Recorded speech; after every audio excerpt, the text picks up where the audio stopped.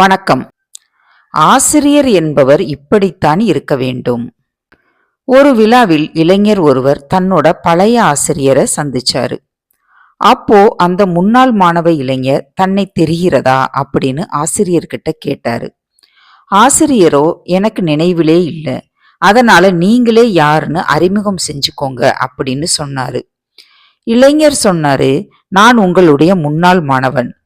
அதுக்கு அந்த ஆசிரியர் மிக்க மகிழ்ச்சி, எங்க இருக்கீங்க, வாழ்க்கை எப்படி இருக்குது, என்ன செய்றீங்க அப்படின்னு கேட்டாரு. நான் ஆசிரியரா இருக்கேன் அப்படின்னு சொன்னாரு அந்த இளைஞர். அப்படி ஆசிரியரா ஆகணும் அப்படின்னு உங்களை எது தூண்டியது அப்படின்னு கேட்டாரு அந்த ஆசிரியர். உங்களால தான் நான் தூண்டப்பட்டேன். உங்களை பார்த்து நானும் ஆசிரியர் ஆகணும் அப்படிங்கிற உணர்வு எனக்குள்ள மேலோங்கியது அப்படின்னு சொல்லிட்டு, மேலும் உங்களுடைய செயல்களின் தாக்கத்தினாலதான் நான் கற்றுக் கொடுக்கும் தொழில்ல இருக்கேன் அப்படின்னு சொன்னாரு. அப்படி என்ன தாக்கம் உங்களிடத்துல நான் உண்டாக்கினேன் அப்படின்னு கேட்டாரு ஆசிரியர். நான் உங்களுக்கு ஒரு கதை சொல்றேன். ஒரு நாள் என்னுடைய வகுப்பு தோழர் மிகவும் விலையுயர்ந்த கடிகாரத்தை போட்டுக்கிட்டு வந்தாரு. அப்படிப்பட்ட ஒரு கடிகாரம் நான் வாங்குவது அப்படிங்கிறது என்னுடைய சக்திக்கு அப்பாற்பட்டது. அதனால அதை திருட நினைச்சு அவர் கடிகாரத்தை பாக்கெட்ல வச்சிருக்கும் பொழுது நான் எடுத்துட்டேன். அவர் வகுப்பறைக்குள்ள வந்ததுமே தன்னுடைய கடிகாரத்தை காணோம் அப்படின்னு சொல்லிட்டு ஆசிரியர்கிட்ட புகார் செஞ்சாரு. ஆசிரியர் எல்லார்கிட்டையும் இவருடைய கடிகாரத்தை யார் எடுத்திருந்தாலும் அதை திரும்ப கொடுத்துருங்க அப்படின்னு சொன்னாரு. நான் எப்படி கடிகாரத்தை திருப்பி தருவேன் அப்படின்னு நினைச்சு எனக்குள்ள ரொம்ப சங்கடமா போயிருச்சு. ஆசிரியர் வகுப்பறையின் கதவை மூட செஞ்சாரு. எல்லாரையுமே எழுந்து வரிசையா நிக்க சொன்னாரு. எனக்கு ரொம்பவுமே அவமானமா போயிருச்சு.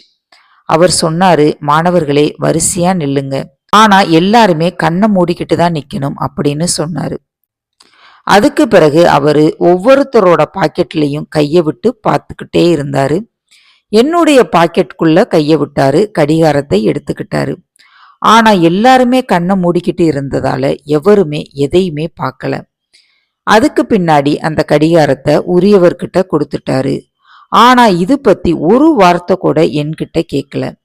வேறு யாருக்கிட்டையுமே இதை பத்தி சொல்லவோ சம்பவத்தை விவரிக்கவோ கிடையாது. அந்த நாள்ல நீங்க என்னுடைய மானத்தை காப்பாத்திட்டீங்க. என்ன திருடன், மோசடிக்காரன் அப்படின்லாம் திட்டாம ஒண்ணுமே பேசாம இருந்தீங்க. என்னுடைய கௌரவத்தையும் மானத்தையும் காப்பாத்திட்டீங்க. என்கிட்ட எதுவுமே சொல்லல. அது மட்டுமல்லாம கடிகாரத்தின் உரிமையாளர்கிட்டையுமே இது பத்தி எதுவுமே நீங்க சொல்லல. இது எனக்கு ஒரு செய்தியை கற்றுத்தந்தது. அது ஆசிரியர் என்பவர் இப்படித்தான். கற்பித்தல் என்பது எவ்வளவு அற்புதம். இதைத்தான் என்னுடைய வாழ்க்கையிலையும் மேற்கொள்ள வேண்டும் அப்படின்னு நான் ஆசிரியராக விரும்பினேன். இதை கேட்ட அந்த ஆசிரியர் அற்புதம் அப்படின்னு சொன்னாரு. மீண்டும் அந்த இளைஞர் கேட்டாரு, இப்போதாவது என்ன தெரியுதா அப்படின்னு கேட்டாரு. அதுக்கு திரும்பவும் எனக்கு எதுவுமே நினைவுல இல்லை, யார் அப்படிங்கிறதும் தெரியல அப்படின்னு சொன்னாரு. ஏன் அப்படின்னு கேட்டதற்கு அந்த ஆசிரியர் சொன்னாரு, நானும் அந்த சமயத்துல கண்ணை மூடிக்கிட்டு தான் இருந்தேன் அப்படின்னு. இனி ஒரு நல்ல கதையோடு அடுத்த வீடியோவில் சந்திப்போம். நன்றி, வணக்கம்.